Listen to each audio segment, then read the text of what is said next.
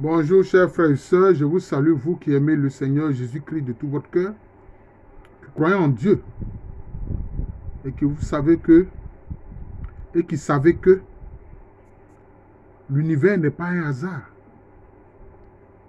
Oui. Parce que là où il y a des lois, il y a un législateur. Comment on peut penser que tout ce qui est dans la création est le fruit du hasard? Il faut être vraiment inintelligent pour penser ça. Parce que dans l'univers, il y a des lois.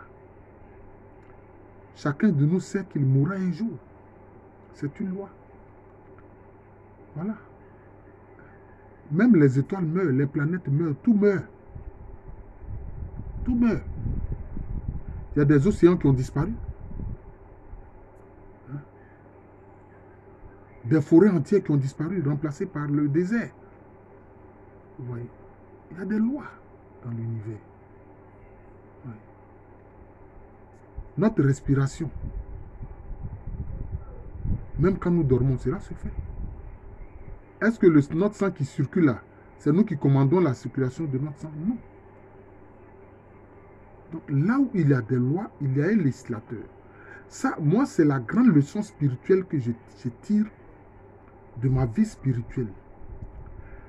Retenez cela bien, je répète. Là où il y a des lois, il y a un législateur. Et il y a des lois dans l'univers. Il y a des lois dans l'univers. C'est tout. Il y a des lois dans l'univers. Et ces lois sont nombreuses, je n'ai pas besoin de vous les énumérer. La loi de la mort suffit déjà pour que vous compreniez. Alors, à travers cette vidéo, je vais poursuivre la série de vidéos sur l'ouvrage de Jean Guiton et de Jean-Jacques Antier, les pouvoirs mystérieux de la foi. Les pouvoirs mystérieux de la foi. Voilà. Alors, ce chapitre-ci aborde les guérisons miraculeuses. Voilà. Déjà, dans l'Ancien Testament, on le voit. Dans le livre des rois, 2 Rois, chapitre 5, versets 1 à 15, on voit le prophète Élisée qui a guéri Naaman, ce général de l'armée du roi de Syrie. Voilà. Et ça, c'est les guérisons inexplicables que la science ne peut pas expliquer. Ce sont des guérisons miraculeuses. Alors, comment est-ce que, par rapport aux pensées cartésiennes, c'est-à-dire aux pensées de la logique, des guérisons comme ça peuvent s'opérer? C'est qu'il y a un univers invisible. C'est qu'il y a un univers qui transcende les lois matérielles que nous connaissons. Vous voyez? Bon, les guérisons que Jésus opère dans les évangiles, bon, il y en a tellement. Voilà. Jésus qui, justement, après sa résurrection, dit aux apôtres, voilà les signes qui accompagneront ceux qui auront cru. Chasseront les démons en mon nom, ils parleront des langues nouvelles, ils toucheront des serpents. S'ils boivent quelques poisons, cela ne leur fera rien. Ils vont imposer les mains aux malades et les malades seront guéris. Voilà.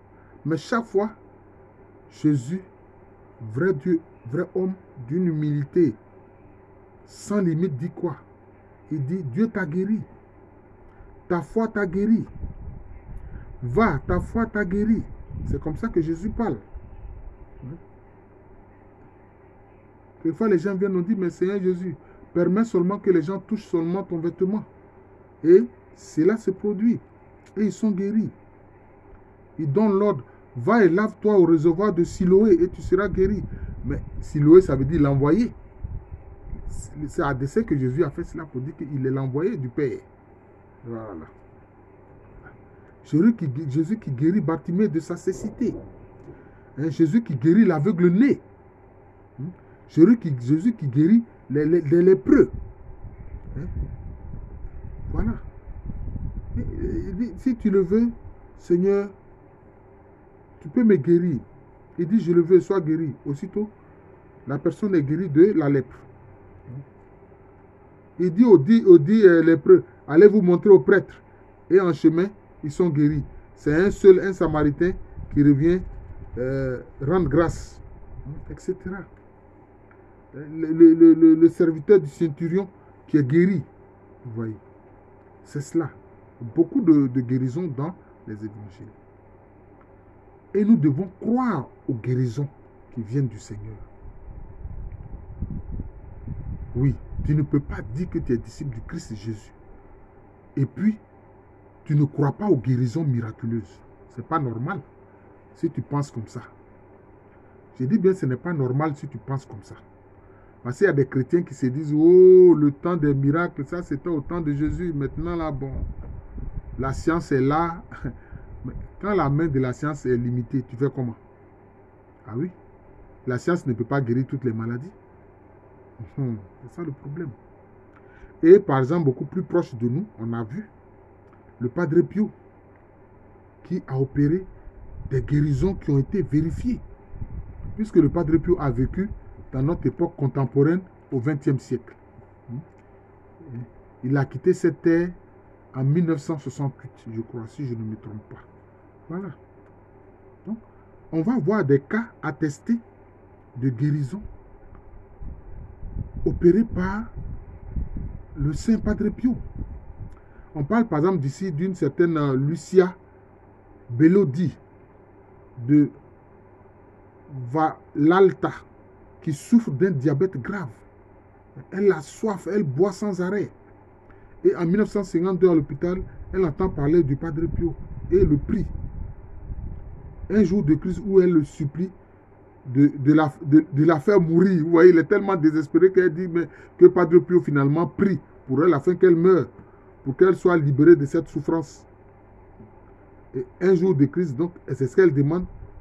Alors, elle vit un frère mineur qui me regardait les yeux fixés et sombre sans rien dire. La crise augmente. 4 heures plus tard, on pense que c'est la fin, la mort. Soudain, elle s'assoupit. Cependant, elle raconte, je sentais autour de moi un fort parfum de violette et me demandait d'où il provenait. Je suis resté endormi environ 1h30. Tout à coup, tandis que je dormais, j'entends ces mots. Lève-toi, Lucia, tu es guérie. Viens me voir à San Giovanni. Elle se réveille, elle est guérie.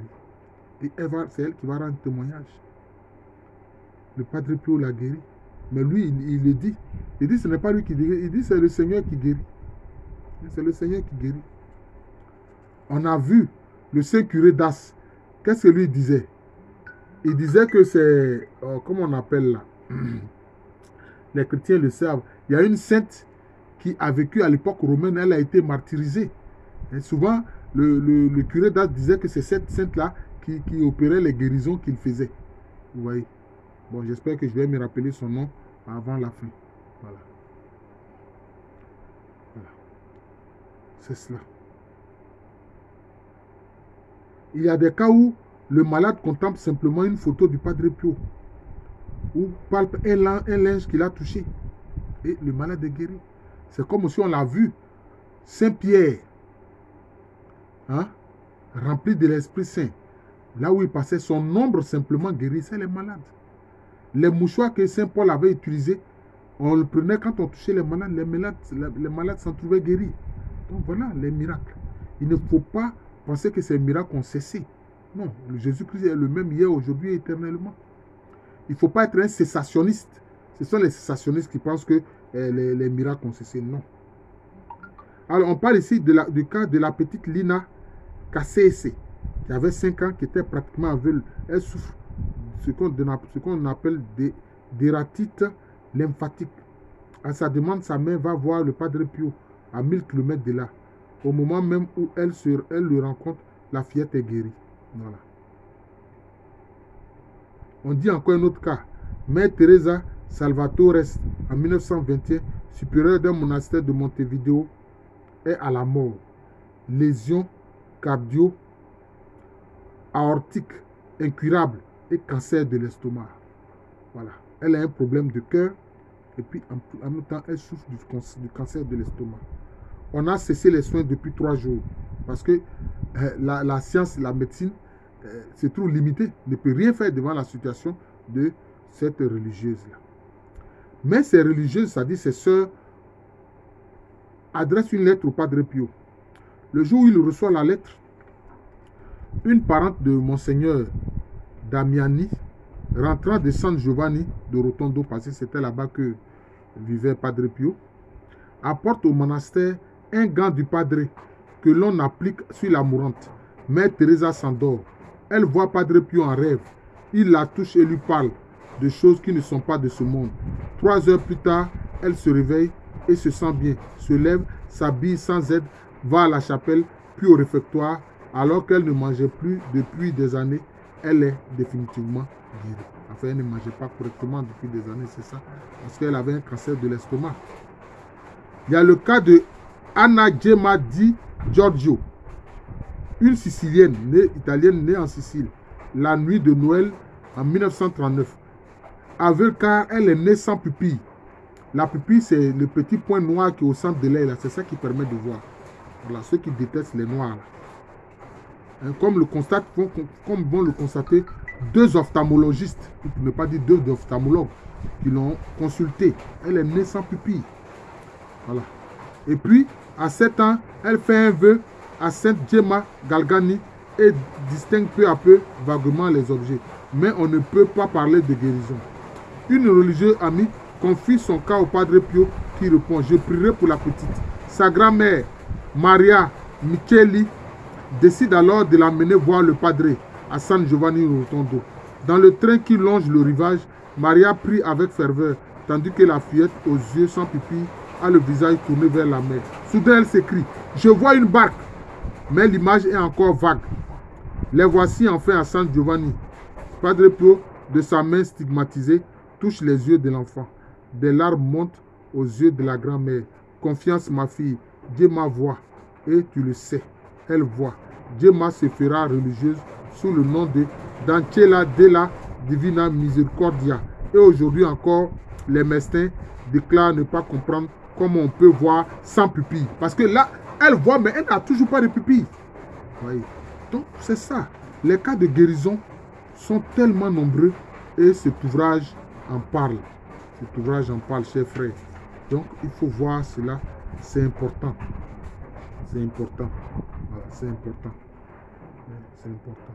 Et nous, qui sommes de simples fidèles, qui sommes là, mais si nous croyons dans le Seigneur Jésus-Christ, nous pouvons aussi guérir les malades. Il suffit que nous prions pour les malades. C'est cela. Il suffit que nous prions pour les malades. C'est cela. Et c'est ce que, justement, ici, aborde ce passage de l'ouvrage de Jean Guiton et Jean-Jacques Antier. Oui, c'est cela. Je vous remercie. Je n'ai pas encore pu me rappeler le nom de cette jeune sainte-là. D'ailleurs, il y a certains qui ont la dévotion de cette jeune sainte-là, qui a été martyrisée dans les catacombes à Rome. Voilà. C'est ça. Je vous remercie. Je suis le frère Jean de l'amour de Jésus. Il pleut ici à Angré. C'est mon nom spirituel et à l'état civil, je suis le professeur Alou Kwame René. Alors, le prochain chapitre, ça va concerner aussi encore des miracles, notamment à Lourdes. Parce que là aussi, il aborde cela, les miracles à Lourdes. Les miracles à Lourdes. Mais aussi, il y a le cas des miracles de conversion. On va parler aussi des cas de miracles de conversion. Donc, dans ce chapitre-ci, on a abordé les cas de miracles de guérison, mais il y a aussi les miracles de conversion. Donc, on va les aborder prochainement. À l'état civil, je suis le professeur Alou Kwame René. Merci encore et bonne journée à tous.